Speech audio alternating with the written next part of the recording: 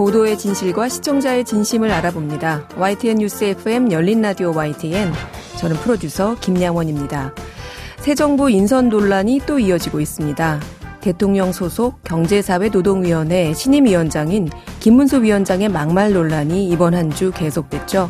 그런가 하면 지난주 발표된 정부 조직 개편안도 여가부 폐지를 놓고 야당과 여성계가 일제히 반대와 우려의 목소리를 내면서 국회를 통과할지 관심이 모아지고 있습니다. 스토킹하던 직장 동료를 살해한 신당역 살인사건에 이어 동급생인 여학생을 대학교 교내에서 성폭행하려다 추락 사망에까지 이른 인하대 성폭행 사망 사건까지 젠더 폭력이라 쓰고 여성 혐오 범죄라고 말하는데 주저해야 하는 이유는 무엇일까?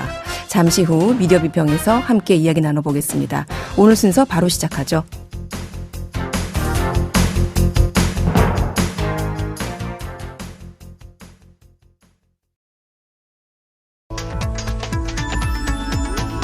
미디어가 전하는 이슈에 대한 다양한 분석과 팩트체크까지 바로 보고 뒤집어 보고 꼭꼭 씹어보기 위한 미디어 비평 프로그램 열린 라디오 YTN. 네, 한 주간 뉴스를 꼭꼭 씹어보는 시간 미디어 비평입니다. 오늘은 김원경 뭉클미디어인권연구소장 전화로 연결돼 있습니다. 소장님 안녕하세요. 네, 안녕하세요. 네. 자, 새 정부 출범 5개월 만이죠. 정부 조직 개편안이 발표됐습니다. 이 가운데 네네. 여성가족부 폐지와 관련해서는 이미 반대 입장을 밝힌 민주당을 비롯해서 국민 여론도 좀 엇갈리는 것 같아요. 네. 관련한 보도들 살펴보셨다고요? 예, 정부가 여성가족부 폐지 그리고 국가보훈처의 보훈부 격상 등을 골자로 한 정부 조직 개편안을 지난 6일 발표했는데요. 10월 5일부터 9일까지의 언론 보도를 비카인지 기준으로 검색해봤습니다. 여성가족부 폐지라는 키워드 보도는 총 368건이었는데요. 정부 발표와 민주당의 반대 입장 등에 대한 단순 받아쓰기 보도들이 대부분이었다라고 보입니다. 네. 언론 보도 중에서 사설만을 좀 중심으로 살펴봤어요. 네. 모니터 기간 중에 사설이 총 15건이었는데요. 그중에 7건이 비판적인 내용을 담았습니다. 제목만 봐도 사실 무슨 내용인지 무슨 주장인지 아실 텐데요. 한국일보는 10월 5일 사설 여성가족부 폐지할 때 아니다. 라는 제목의 사설에서 유례없는 경제 위기 속에 사회통합을 이끌어도 모자랄 정부가 되레 갈등과 분열을 부추기는 모양새다라고 지적을 했습니다. 작년 전체 강력범죄 피해자가 22,476명인데 그중에 85.8%가 여성이다. 지난달 서울 지하철 신당역 스토킹 살인사건 피해자 추모 현장을 찾은 시민들은 성평등 강화와 여성의 생존권을 호소했다며 여가부가 아직 할 일이 많다는 점을 강조하는 내용이었습니다. 네. 한겨레의 사설도 10월 5일자 성평등 시계 거꾸로 돌리는 여가부 폐지 중단해야 해서요. 복지부 내부에 여성 가족 정책을 담당할 조직, 그러니까 본부를 신설할 예정이므로 여가부 기능은 유지되는 것이라고 설명하고 있지만 말장난에 가깝다. 성평등 정책이 독립부처가 아닌 복지부라는 방대한 조직의 여러 업무 중 하나로 취급될 경우 정책 추진 동력이 현저하게 약화할 것이 불보듯 뻔하다. 성평등 전담기구로서 갖고 있던 독자적인 법률 제안권과 예산 편성권, 부처 간 정책 조율 기능이 사실상 사라지는 데다가 여성정책과 관련해 다른 부처의 협조를 얻는데도 한계가 있을 수밖에 없다. 세계 160개 나라가 독립부처 형태의 성평등 정책 전담기구를 두는 이유가 무엇이었겠는가라고 지적을 했습니다. 우리나라뿐만 아니라 160개 나라가 이 독립부처 형태로 성평등 부서를 두는군요. 네네. 자, 반면에 그 기존의 여성가족부의 역할에 대해서는 좀 비판적인 의견도 있어요. 많이 있었죠, 그동안에도. 네. 이번에는 조선일보 사설에서 정부 조직 개편, 야는 협조하고 유는 유연한 자세를 이라는 7일자 사설이 있었어요. 여기서 네. 보면 여가부가 여성의 권익보호라는 본연의 역할을 제대로 못했다는 지적도 많다. 박원순 전 서울시장 사건 때 8일 만에 대책회의를 열고 피해자를 고소인이라고 표현했다가 전국 47개 여성단체로부터 권력자를 옹호하기 바빴다는 비판을 들었다라고 지적을 했습니다. 네. 서울신문에서도 10월 5일자 사설 정부 조직 개편 국정 경쟁력 강화가 우선돼야 해서요. 여가부 폐지에 있어서는 보다 큰 틀의 가족 정책 속에서 여성의 지위 향상에 대한 논의와 지원이 훼손되는 일이 없도록 면밀한 대책을 강구해야 한다. 조직 개편 과정에서 불거질 공직사회 동료와 부처 이기주의 또한 경계해야 할 대목이다라고 하면서 여가부 폐지는 이미 전제를 해놓고 이건 어쩔 수 없이 해야 되는 것처럼 이제 말을 하면서 면밀한 대책을 강구하라라는 주장을 했습니다. 네.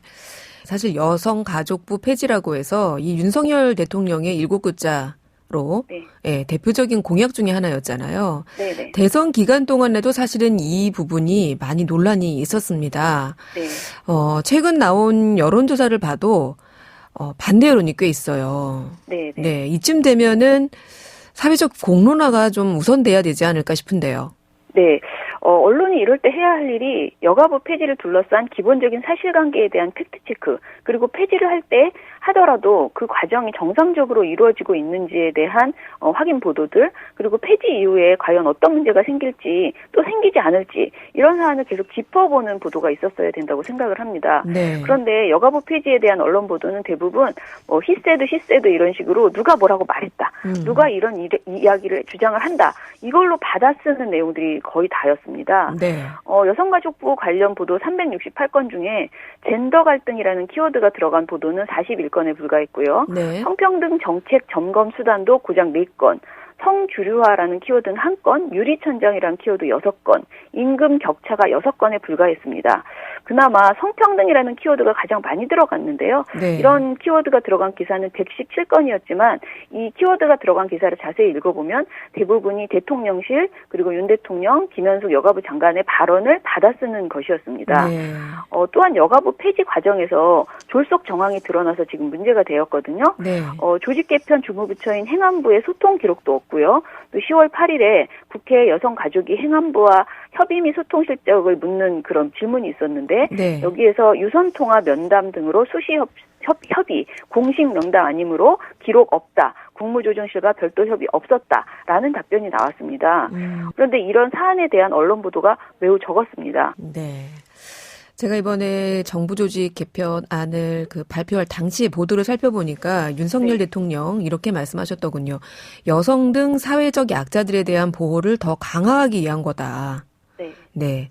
근데 이 여성가족부가 폐지되면 보건복지부의 인구가족 양성평등본부로 이관된다는 게 이번 정부 조직 개편안의 내용이거든요. 그렇죠. 네. 근데 외견상으로 일단 보면 부였다가 복지부 산하의 본부로 조직이 일단 축소되는 것인데 네. 과연 이렇게 조직이 축소되는데 여성 등 약자 보호가 더 강화될 것인가? 이런 질문을 할 수밖에 없을 것 같아요. 그렇죠. 이른바 젠더폭력, 여성혐오 범죄에 대한 논의로 일단 좀 이야기를 옮겨서 쭉 진행을 해보면 좋을 것 같아요. 지난 네. 9월에 신당역 스토킹 살인사건을 얘기하지 않을 수가 없는데요. 저는 이 사건을 사실 전두환 살인사건이라고 불러야 한다라고 생각을 하고 있어요. 어찌됐든 그만큼 이 사건을 두고 어떻게 정의 내려야 할지에 대한 논의가 분분했는데요.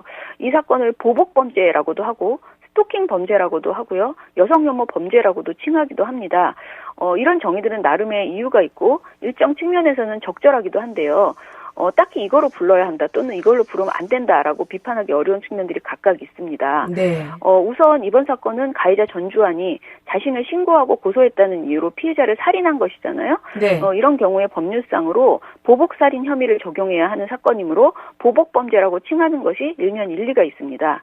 하지만 일반적인 기준으로 보복이라고 말을 하면 우리들은 대부분 어떤 피해자가 원인을 제공했다라고 그렇죠. 느끼게 마련이거든요. 네. 그래서 보복범죄라고만 칭하게 되면은 굉장히 오해가 발생할 수 있다는 거죠. 그래서 상황에 대한 부연 설명이 반드시 필요한 표현이었다라는 것이고요. 한편 이번 사건은 스토킹 범죄로 정의 내리는 보도는 굉장히 많았는데요. 네. 이것은 이번 사건의 본질이긴 합니다. 그런데 또 다른 한편으로는 스토킹 범죄라고만 칭하는 것도 이 사건을 정의하는 데 한계가 있다라는 생각이 듭니다. 왜냐하면 스토킹 범죄는 남녀노소 누구나 그 피해자가 될 수는 있지만 사실상 대부분의 대상이 그 여성이라는 점에서 이것은 여성을 대상으로 한 혐오 범죄라고 해석할 수 있는 측면이 크기 때문입니다. 예. 그렇군요. 자, 관련한 언론 보도도 한번 살펴주시겠어요? 예, 네이버 검색 기준으로 한번 봤는데요. 9월 14일부터 17일까지 관련 보도를 검색해봤습니다. 그 결과 총 1,592건의 보도가 나왔습니다. 네. 짧은 기간에 나온 보도치고는 굉장히 많은데요. 많았네요. 분류를 위해서 이 보도에서 스토킹이라는 단어를 포함한 보도가 몇 건이나 되었나 살펴보니까 1,291건 중에서 81%가 스토킹 관련된 언급을 했습니다. 스토킹 범죄라는 키워드는 정말 절대적으로 많은 양의 보도에서 사용했다는 것을 알 수 있는데요. 보복을 언급한 보도는 총 보도 중 28%인 445건 정도가 있었습니다. 네. 전체적으로 압도적으로 스토킹 범죄를 언급한 보도가 많았음을 알 수 있지만은 이 여성 혐오를 언급한 보도는 124건뿐이었습니다. 이 신당역 살인 사건의 경우에 사실 누구나 이용하는 지하철역 화장실이잖아요. 네네. 그것도 그 일터잖아요. 지하철 역무원이 살해되는 사건이었기 때문에 그만큼 충격도 컸고 여성들은 이거 진짜 남일 아니네라는 공감대가 확산되면서 국민적인 공분을 살 만한 이슈였습니다. 네. 그래서 언론 보도도 글쎄요, 저는 대대적으로 이루어졌다 이렇게 봤거든요. 네. 제가 보기에도 사건을 이게 굉장히 좋은 보도들이 생각보다 많았고요. 네. 그러니까 아주 부정적인 보도는 이전보다는 적은 편이었다라고 볼 수 있습니다. 네. 그러니까 사건을 선정적으로 따라가는 보도보다는 왜 이런 죽음이 계속되는가에 대한 근본적인 질문을 하는 우려를 하는 보도들이 많았다라고 보실 수 있습니다. 네. 총 1,592건의 보도 중에서 스토킹 범죄의 처벌에 관한 법률을 얼마나 언급하는가 살펴보니까 16%인 249건이나 되었고요. 살인을 막지 못한 제도적 한계로 꼽힌 것이 불구속이었잖아요. 네. 이 불구속 상태 수사 및 재판도 언론의 최대 관심사 중 하나였습니다. 그리고 구속영장 기각을 언급한 보도가 총 보도의 20%인 312건이나 되거든요. 네. 그렇게 이제 왜 이런 일이 벌어졌는지에 집중했다라는 것이죠. 스토킹 관련법보다 언급한 보도량이 많을 정도, 그러니까 이 구속영장 기각 보도가 많았다라는 것은 비교적 이전보다는 좋은 보도였다라는 것을 볼 수 있고요. 네. 또 보복살인의 적용에 근거가 된 특정범죄 가중처벌에 관한 법률을 언급한 보도도 11%인 178건으로 적지 않았습니다. 전체적으로 스토킹이 살인으로 이어진 표면적 양상에만, 이전에는 살인 그것에만 집중했다면은 이번에는 법적 제도적 접근으로 사회구조적 원인을 살펴봤음을 확인할 수 있는 수치였습니다. 네. 실제로 기존 스토킹 사건에 비해서 언론의 집중도가 높았고요. 이와 같은 살인이 벌어지기까지 우리 사회가 어떤 허점을 가지고 있는지 다각도로 짚은 보도들이 이어졌다라고 평가할 수 있습니다. 일단은 많은 보도량만큼 보도 내용에 있어서도 과거보다는 긍정적이었다. 이렇게 네. 평가하신 것 같은데 구체적으로 좀 살펴주세요.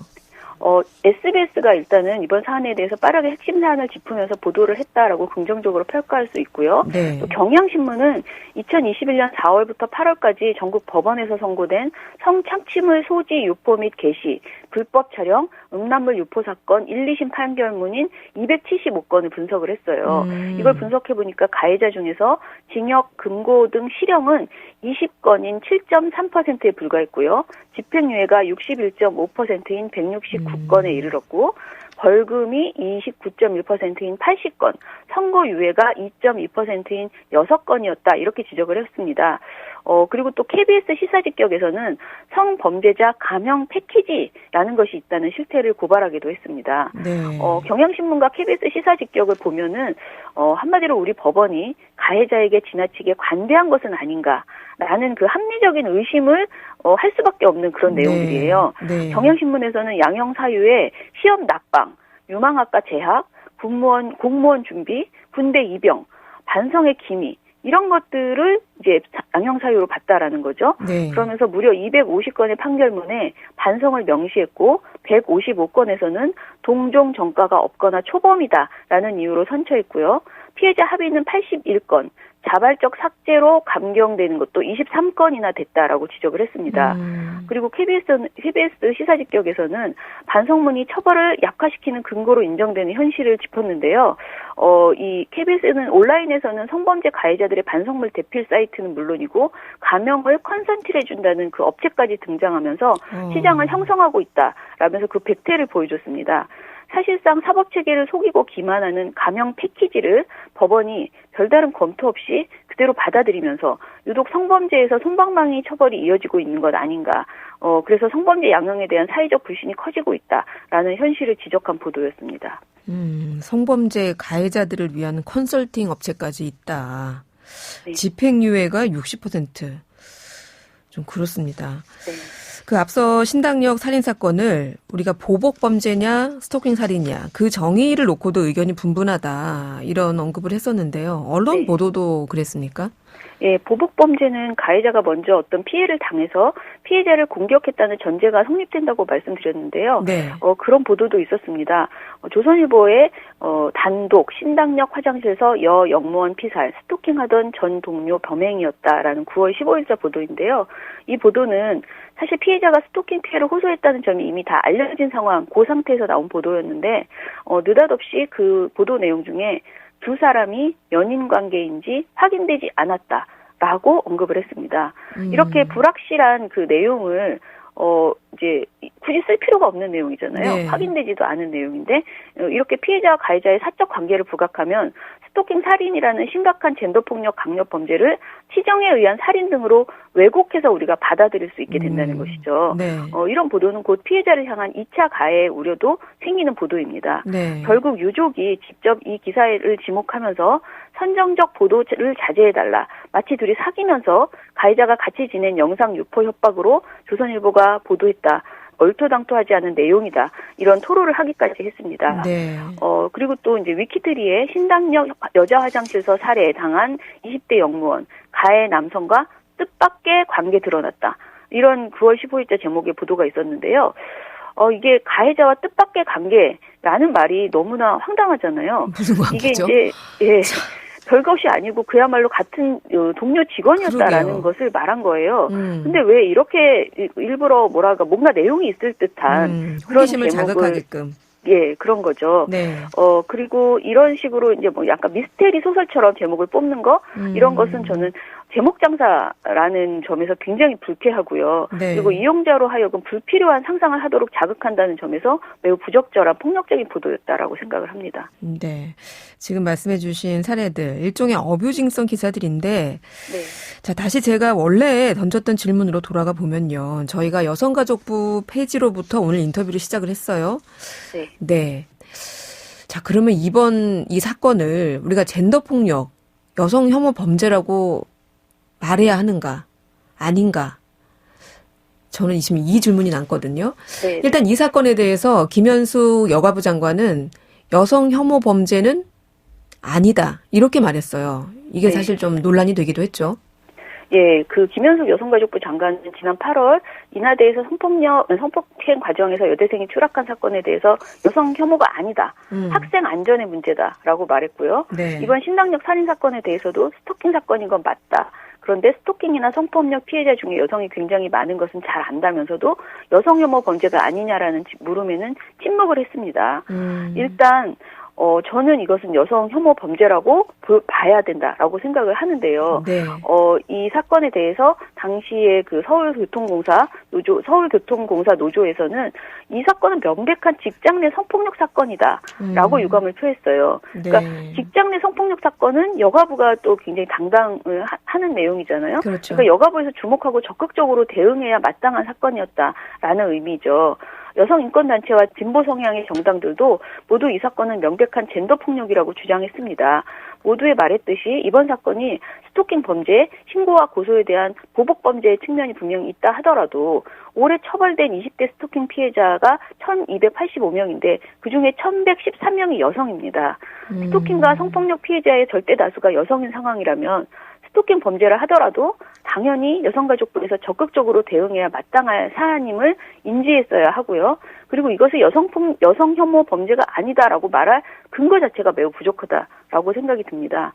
하나 더 제가 말씀드리고 싶은 것은 제가 중앙일보에서 신당역 그 시간 이후 한 달이라는 제목의 양송이 칼럼을 봤는데요. 네. 여기에 그 여가부 폐지를 앞두고 있는 상황에 대해서 이제 쭉 썼어요. 네. 근데 여기서 되게 제 마음에 인상적인 내용들이 좀 많이 있었습니다. 아마도 스토킹 가해자들에게 물어보면 100이면 100 여성을 사랑했다라고 할 텐데 그렇다면 여성 혐오가 아닌 여성 사랑 범죄인가 이런 식의 그 질문도 하시고요. 네. 굉장히 인상적인데 여기서 남자 여자 따지지 말고 범죄가 발생하면 법대로 엄정하게 처벌하자는 게 이번 여가부 폐지를 주도한 정부의 논리일 텐데 젠더폭력을 젠더폭력이라 부르지 못하는데 과연 젠더폭력 근절이 가능할까라는 질문을 하고 있거든요. 네. 저는 굉장히 공감되는 내용이었습니다. 이 젠더폭력이라는 것이 정말 반드시 근절해야 될 우리가 지금 2022년 한국 사회에서 반드시 근절해야 될 중요한 이슈라는 것은 누구나 인정하고 있는 것이라고 말을 하거든요. 네. 그럼에도 불구하고 이 부서를 여성가족부를 그야말로 본부로 이제 내리겠다라는 것인데 그것에 대해서 왜 언론이 좀 더 적극적으로 보도하면서 공론화를 펼치지 못하고 있는 것일까 이런 것에 대해서 굉장히 아쉬운 생각입니다. 네. 자, 여가부 폐지 등을 담은 정부 조직 개편안 이제 국회 처리를 앞두고 있는데요. 오늘 우리가 이야기 나눴던 이 부분들 더 늦기 전에 좀 공론화가 되었으면 합니다. 오늘 말씀은 여기까지 들을게요. 감사합니다. 감사합니다. 네. 지금까지 김원경 뭉클미디어 인권연구소장이었습니다. 진실을 전합니다. 진심을 다합니다. 시청자 여러분의 목소리에 귀 기울이는 YTN 뉴스 FM 열린 라디오 YTN 토요일 저녁 8시 20분과 일요일 밤 11시 20분에 방송됩니다. 네, 이번에는 YTN 라디오에서 방송된 프로그램들을 모니터링하고 평가해 보겠습니다. 오늘은 강진아 시청자평가원 전화 연결돼 있습니다. 평가원님, 안녕하세요. 네, 안녕하세요. 네, 이번 주에는 어떤 프로그램 모니터링 하셨습니까? 네, 매주 월요일부터 금요일까지 오전 7시 15분부터 9시까지 방송되는 뉴스킹 박지훈입니다를 9월 26일부터 10월 13일까지 청취했습니다. 네, 뉴스킹 박지훈입니다. 어떻게 들으셨나요? 네, 요즘 복잡한 국정 상황에 정치인들의 실언이 계속되면서 일각에서는 정치 혐오를 불러일으키는 것이 아닌가 하는 이야기도 많이 들리는데요. 그래서 정치의 기초부터 다시 생각해보자는 기본 정신을 다시 세워보겠다는 청년 정치학교라는 모임에 관련 인물이 뉴스킹에 출연한 점을 주의 깊게 보게 되었습니다. 9월 26일 방송에서는 청년 정치학교의 교장인 정병국 전 국민의힘 의원이 출연했습니다. 보수 정치를 지향해온 정치인이지만 한쪽만의 색깔만 고집하지 않고 여야의 다른 생각과 관련 없이 다양한 정치 관심도가 높은 학생들과 정치를 공유하고 있다는 점을 방송을 통해 설명한 점이 신선하고 긍정적이었습니다. 또 말꼬리 잡기식 정치권의 공방에 지쳤을 청취자들이 리프레시할 수 있었다고 평가하고 싶습니다. 네, 이른바 개혁보수로 주목받았던 정치인이죠. 정병국 전 의원. 저도 오랜만에 출연하셔서 신선했던 기억이 있습니다. 또 살펴볼 내용 있을까요? 네, 비슷한 이야기일 수 있겠지만 정치적 공방보다는 객관적이고 차분한 평가를 내려주고 나름의 대안을 제시해주는 논객과의 인터뷰가 반갑게 느껴질 때가 많습니다.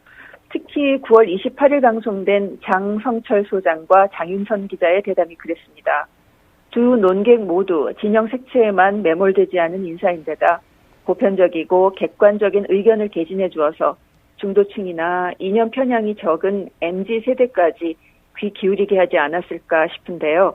현역 의원이 프로그램에 출연하게 되면 아무래도 당을 대표해서 나와 그 의견을 말하게 되기 때문에 당론 등의 영향력 아래서 이야기를 해야 되고 그 부작용으로 왜곡 폄하적인 발언이 나올 때가 있어서 실망스럽기도 한데요. 이날 출연한 장성철 소장과 장윤선 기자 모두 각자 팩트에 의거해서 최대한 객관적인 사실에 대해 논하려 노력하는 모습이 보였습니다. 장윤선 기자는 이날 특히 언론 자유와 표현의 자유에 대해 생각해 볼 수 있는 근거를 제시해 주었는데요. 윤석열 대통령이 미국 방문 시 논란이 되었던 비속어 논란에 대해 설명할 때 대통령 순방 시 현지 풀 보도 체계와 그 과정에 대해 아는 바를 소상하게 알려줬습니다. 그런 배경 설명이 있었기 때문에 청취자가 당시 대통령 발언 상황을 판단하는데 많은 도움이 되었다고 평가하고 싶습니다. 장성철 소장 역시 대통령의 발언에 대해 객관적인 입장을 정리해서 전달했고 이 덕분에 진솔한 방송이라는 생각이 들었습니다. 네. 자, 마지막으로 뉴스킹에서 더 살펴볼 부분이 있을까요? 네, 진행자에게 보다 품위 있고 균형 있는 발언이 필요해 보였던 점을 지적하고 싶습니다. 지난 12일 진성준 더불어민주당 의원과 대통령 집무실 새 입구를 만든다 관련 대담 중 윤석열 대통령이 대답하기 곤란한 정치적 논쟁이 있을 때 도어 스태핑을 일부러 피하기 위한 수단으로 용산 대통령실에 기존 중앙 출입구 대신 새로운 출입구를 만들어 불필요한 예산을 낭비한다는 진 의원의 지적에 대해 박지훈 진행자는 숨어서 몰래 드나드는 통로를 뜻하는 비속어를 사용해 그런 통로라도 만드는 것이냐고 되물었는데요. 진행자의 이런 표현에 대해 출연자인 진 의원도 당황하며 얼버무리는 상황이 연출되기도 했습니다. 박지훈 진행자는 간혹 다소 감정적이거나 과격할 수 있는 단어로 출연자의 발언에 동감을 표시하는 듯한 발언을 하는 경우가 종종 있는데요. 청취자의 귀를 집중시키고 이른바 섹시한 인터뷰를 이끌어내고 싶은 욕심이 지나쳐 볼 수 있습니다. 선정적이고 진영 간 논쟁을 유발할 수 있는 언어보다는 본질을 꿰뚫는 질문을 통해 프로그램의 품질을 높여갔으면 합니다. 네. 오늘은 뉴스킹 박지훈입니다에 대한 시청자 평가원의 의견 들어봤습니다. 오늘 말씀 고맙습니다. 감사합니다. 네, 지금까지 강진아 시청자 평가원이었습니다.